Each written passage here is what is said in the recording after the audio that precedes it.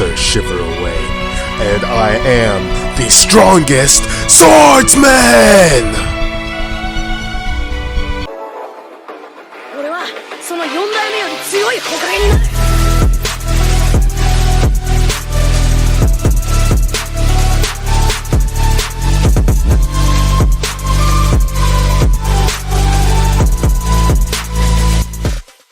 WAGWAN people of today, it's me ShiverAway, and I know why you're here.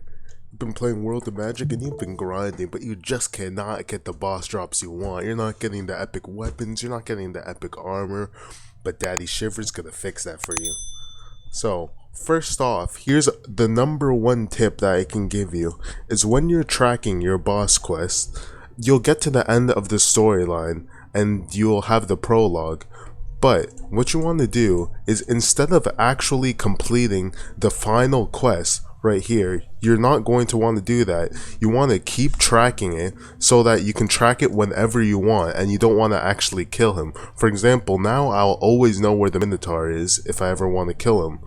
Or in the second last quest, it will also take you to the Exiled if you're doing the villain storyline, and you're not going to want to ever end that as well. So right before you actually kill the boss, you want to untrack it so you can always know where it is. That's the number one tip. Second tip I can give you is actually do these alone, because if you didn't know, if you bring more than one person to the area around the boss, then its health will increase exponentially. Of course, you might think it would be easier with a friend, but it actually scales, so you're better off just doing it by yourself. You're going to want to use poke tactics when fighting the Exiled or the Minotaur, rushing in with the high damaging weapons such as the Sunken Sword, or just using beams from distance to damage it.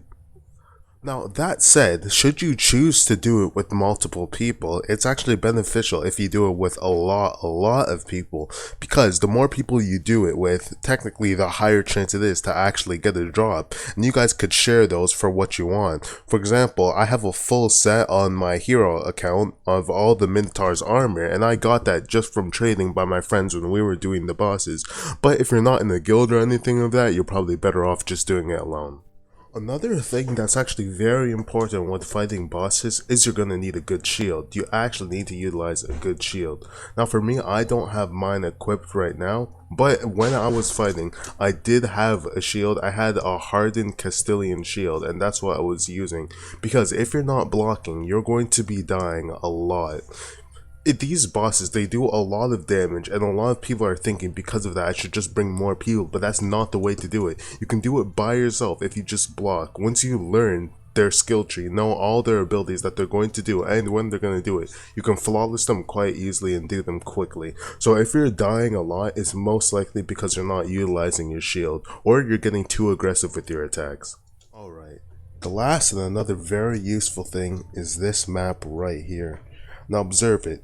Every single one of those circles are places where the boss can spawn. Now if you didn't know, the game is actually hard-coded so that one of the bosses has to spawn every 5 minutes.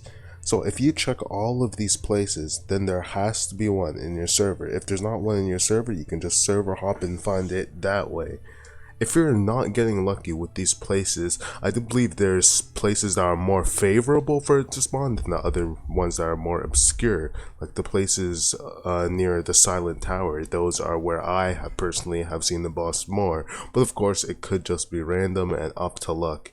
Either way, maybe if you had a few friends helping you with it, looking for it, then it would be much easier like I did. If not, you can still look for it alone and you should have decent luck. The key of this is there's no super quick way to do this. You just have to have persistence and keep on looking. Guys, those are all my tips to getting the best boss drops quick in Worlds of Magic. If you have any other tips I didn't cover in this, just go and put them in the comments. I'm sure a lot of people will appreciate this. But anyway, if this video helped you or you learned something you didn't know about the game, just like, subscribe, and that supports me a lot. I'll see you guys in the next one. And by the way, I'm still the strongest swordsman.